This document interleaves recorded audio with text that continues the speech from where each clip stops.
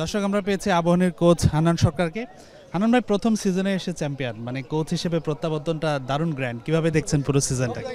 আলহামদুলিল্লাহ, প্রথমেই আসলে কোচিংয়ে যাত্রা শুরু করব সেটা তো চিন্তা করেছিলাম, চ্যাম্পিয়ন দিয়ে শুরু করতে পারবো এটা আসলে অনেস্টলি যদি বলেন ওইভাবে চিন্তা করিনি। ভালো ক্রিকেট খেলে চেয়েছিলাম নিজের কোচ হিসেবে প্রমাণ করার। আমার মনে হয় যে এই চ্যাম্পিয়নশিপটা আমার জন্য বাড়তি একটা অনুপ্রেরণা। আবাহনী অন্য দলগুলোর চেয়ে কোথায় এগিয়ে গেছে? আমার কাছে মনে হয় ডিসিপ্লিন।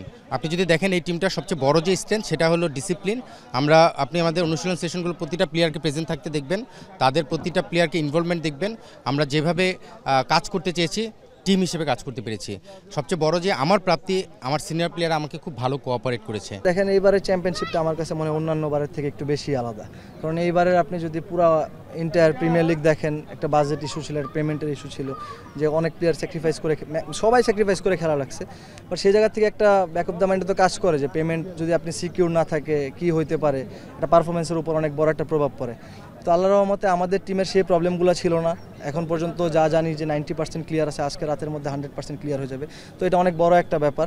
অনেকেই পারফর্ম করেছে আপনাদের, আমি যদি দেখি লাস্ট দুটো ইনিংস জিসান ভালো করেছে, তবে একটু আলাদাভাবে বলতে হয় কি না, মোসাদ্দেক শান্ত চলে যাওয়ার পর ক্যাপ্টেন্সিটাও নিয়েছে এবং ব্যাটে বলে দুই ডিপার্টমেন্টেই দারুণ পারফরমেন্স করছে।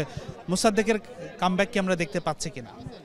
আমি খুবই আশাবাদী, কারণ মোসাদ্দেককে অনেকদিন যাবতই ফলো করছি, বাট এবার খুব কাছ থেকে যেহেতু টিমের কোর মেম্বার হিসেবেই কাজ করেছি, সেখানে তার সঙ্গে প্ল্যানিং থেকে শুরু করে ডিসকাশন সব প্রতিটা জায়গায় কাজ করেছি।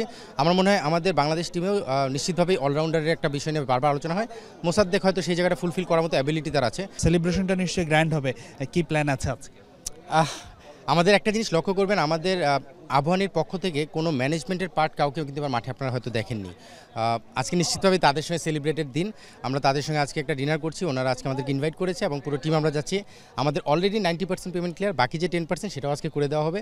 সো সব কিছু মিলে আজকে ডিনারের মাধ্যমে এবং পেমেন্ট ফুলফিল করার মাধ্যমে আজকে সেলিব্রেশনটা এন্ডিং হবে। হাসিনুর রহমান, যমুনা স্পোর্টস, ঢাকা।